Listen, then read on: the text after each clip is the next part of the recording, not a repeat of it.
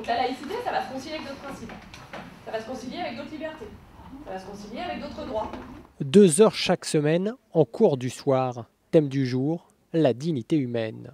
Constitution, conventions internationales, c'est les fameux pactes, et puis la loi. Cette dizaine d'imams suit 6 mois de formation pour compléter son apprentissage théologique et maîtriser un concept souvent perçu négativement. On connaît la laïcité à travers les politiques et du coup, il y a pas mal de contre-vérités, contradictions qu'on entend auprès des politiques et du coup, moi, il me fallait que je retourne dans l'essence de la loi. On ressent une restriction vis-à-vis de l'islam, vis-à-vis des citoyens musulmans, au nom de la laïcité. C'est ce qui m'a poussé le plus en fait, à suivre cette formation. En cours, les imams côtoient des fonctionnaires et gendarmes. Un dialogue interculturel censé désamorcer les crispations entre deux publics.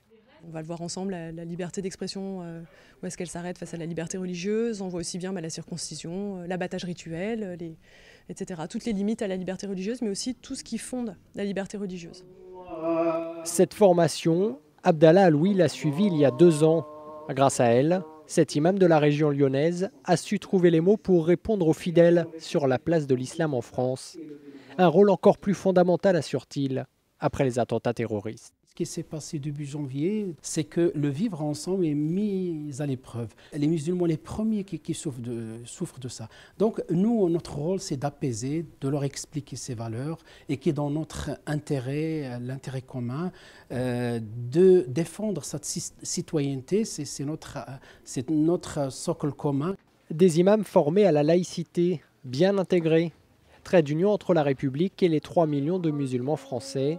L'une des réponses selon le gouvernement pour enrayer le radicalisme islamiste.